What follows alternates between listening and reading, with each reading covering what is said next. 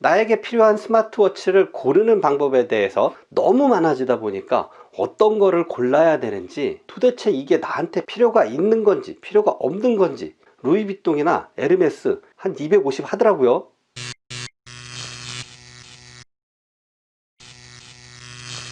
안녕하세요, 테크에리니 쿠참입니다. 오늘은 2021년 1월 1일입니다 이 영상을 보시는 모든 분들 새해 복 많이 받으시고 돈 많이 버셔서 모두들 부자 되세요. 오늘 제가 이야기할 주제는 스마트워치입니다. 스마트워치를 하나 가져와서 그것에 대한 장단점을 말씀드리는 게 아니고요, 나에게 필요한 스마트워치를 고르는 방법에 대해서 말씀을 드리려고 합니다. 불과 2-3년 전만 해도 스마트워치가 이렇게 많지는 않았었어요. 그때만 해도 일부 얼리 어댑터라고 하는 그 사람들만 사용하는 웨어러블 기기였는데요, 그게 점차 시장을 점유해 나가서 지금은 상당히 많은 분들이 스마트워치를 사용하고 있습니다. 근데 이게 문제가 너무 많아지다 보니까 어떤 거를 골라야 되는지 그것에 대한 판단이 좀 어려워졌어요. 그래서 스마트워치를 고르는 그 방법에 대해서 좀 설명을 드릴까 합니다. 제가 스마트워치에 대해서 리뷰도 하고 퀴즈도 내고 했는데 그것에 대해서 관심을 보이는 분들이 꽤 많더라고요. 저도 관심이 많으니까 리뷰도 하고 이것도 써보고 저것도 써보고 그러고 있고요. 근데 유튜브 영상이나 인터넷에 올라가 있는 글들을 보면 항상 패턴이 비슷해요. 내가 이거를 써봤더니 이거는 이래서 좋더라, 이러면은 이래서 안 좋더라. 그런 정보만 보다 보면 도대체 이게 나한테 필요가 있는 건지 필요가 없는 건지 그거 판단을 좀 할 수가 없더라고요. 그래서 스마트워치를 고르는 팁에 대해서 알려드릴까 합니다. 이 팁에 대해서는 넓게 보면 모든 것에 대해 적용이 가능하기는 하지만 오늘은 특별히 스마트워치에 대해서 말씀을 드릴 거니까 스마트워치에 한정이 돼서 설명을 드릴게요. 우선 스마트워치를 구입하시려면 기준을 좀 세워야 됩니다. 어떤 기준이냐, 나한테 꼭 필요한 기능들, 나한테 꼭 필요 없는 기능들을 나열을 하는 겁니다. 제가 몇 번 스마트워치를 리뷰를 하면서 그 기준에 대해서 잠깐 언급을 했었는데요, 제가 제일 마지막에 리뷰를 했던 티그리스 RS를 가지고 예를 들어서 설명을 드리겠습니다. 스마트워치가 워낙 많다 보니까 첫 번째 기준으로 잡으실 때 가격을 잡으시는 게 좀 편합니다. 스마트워치 가격대가 4만원대, 10만원대, 20만원대, 100만원대, 200만원대 이렇게 상당히 많은 가격대를 가지고 있기 때문에 내가 스마트워치를 구입을 하면서 쓸 수 있는 그 금액대를 정해 놓으시면 선택하는 데 있어서 좀 편합니다. 저는 지금 계속 가성비 스마트워치를 리뷰를 하고 있기 때문에 10만원 언더, 가능하면 5만원 언더의 스마트워치를 지금 찾아보고 있는 상황인데요, 나는 그렇게는 하지 않고 한번 구입하는 거 좀 투자를 하더라도 좀 레벨이 있는 거, 이런 걸 구입을 하고 싶다 이러신다면 20만원대, 30만원대 이상을 고려를 하셔도 괜찮습니다. 혹은 내 손목에 올라가는 거 나 명품 아니면 허용이 안 돼, 이런 분들은 루이비통이나 에르메스 여기서 나오는 스마트워치를 구입을 하셔도 돼요. 물론 그런 것들은 가격대가 어마어마합니다. 한 250 하더라고요. 그렇게 가격대를 정하셨으면 스마트워치를 왜 구입하려고 하는가, 그 목적에 대해서 생각을 해보시면 됩니다. 나는 운동량이 부족하기 때문에 운동량을 모니터링을 했으면 좋겠다 라고 하신다면 내가 하고 있는 운동에 대해서 체크를 해줄 수 있는 그런 스마트워치를 찾아보시면 되는 거고요. 그럴 때는 스마트워치 전문회사 제품이 더 좋기도 합니다. 혹은 스포츠워치 전문회사에서 나온 스마트워치도 괜찮고요. 제가 스마트워치를 고르는 첫 번째 기준은 얇을 것이었습니다. 그래서 티그리스 RS를 선택을 했던 거고요. 다시 한번 보여드리지만 0.9cm입니다. 0.9cm.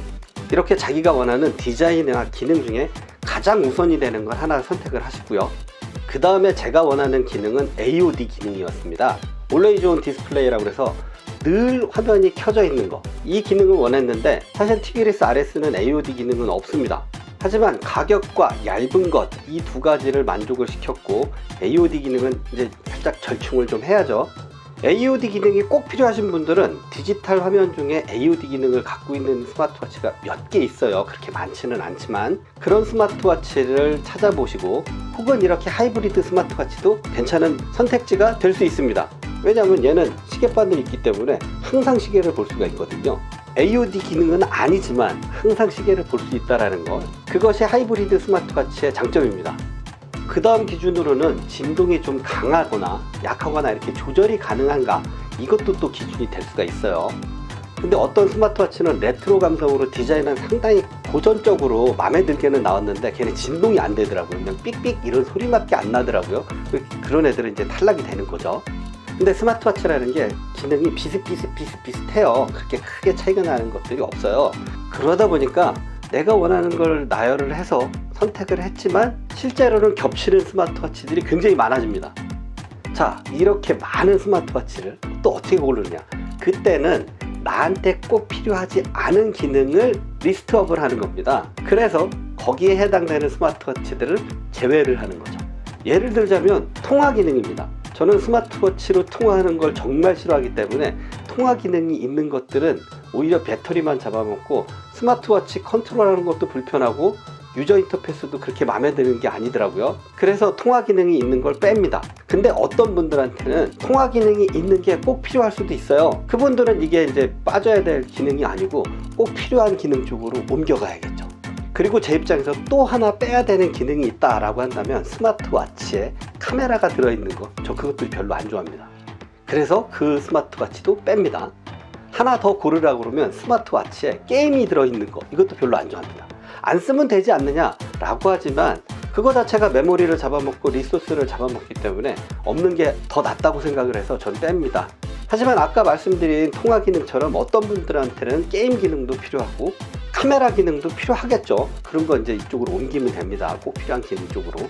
이런 식으로 나한테 꼭 필요한 기능과 디자인, 나에게 꼭 필요 없는 기능과 디자인, 이렇게 리스트업을 해놓고 하나하나 넣고 빼고 하다 보면 상당히 많은 스마트워치들을 정리를 할 수가 있을 거예요. 근데 여기서 이제 생각을 하셔야 될 게, 정말 내가 원하는 모든 기능을 갖추고 혹은 내가 원하지 않는 모든 기능을 싹 빼고 디자인과 기능이 내 맘에 쏙 드는 스마트워치는 없을 수 있다, 이겁니다. 그럴 때에는 스마트워치가 갖고 있는 것과 내가 원하는 것을 조금씩 절충을 해야죠. 절충할 수 있는 건 절충을 하지만 그렇지 않고 절충 아니고 내가 이거는 꼭 필요해, 아니면 난 이건 꼭 싫어, 이런 것들은 반드시 리스트업을 하시고요. 이렇게 하고 나면 수많은 제조회사와 그 안에 또 수많은 모델이 있는 스마트워치들을 좀 정리를 해서 내가 원하는 게 맞는가? 라고 판단하실 수가 있습니다. 그래서 한 3-4개 정도의 모델을 정리를 해서 함축을 하셨다면 그 다음에는 그 모델에 대해서 좀 더 한 번 더 유튜브를 찾아보신다던가 아니면 블로그를 찾아보신다던가, 그래서 장단점이 정말 내가 생각하는 것과 맞는가, 이렇게 정리를 하고 나면 수많은 스마트워치들 중에서 선택을 하시기가 조금은 더 쉬워질 거예요. 단편적으로 하나의 스마트워치를 소개를 하는 영상을 보거나 글을 봤을 때보다는 이렇게 정리를 하고 나서 한 번 더 보시면 스마트워치 고르는데 훨씬 더 도움이 되실 거라 생각이 됩니다. 이렇게 스마트워치를 고르는 기준에 대해서 말씀을 드렸으니까 저는 또 스마트워치를 좋은 거를 소싱을 해서 또 소개를 해드리도록 하겠습니다. 새해 첫날부터 제 영상을 보시면서 제 얼굴을 보신 모든 분들 행운이 가득하기를 빌겠고요. 혹시 지난해 안 좋은 일이 좀 있으셨다면 이 영상을 보신 기점을 해서 그 안 좋은 일은 끊어지고 좋은 일만 있길 기원하고요. 혹시 지난해 좋은 일이 있으셨다면 제 영상 보신 이후로 더욱더 좋기를 바라겠습니다. 오늘도 제 영상 봐주셔서 감사하고요. 다음에는 좀 더 유익한 영상으로 돌아오도록 하겠습니다. 구독과 좋아요, 알람 잊지 말아 주시고요. 다음 영상에서 만나요. 안녕!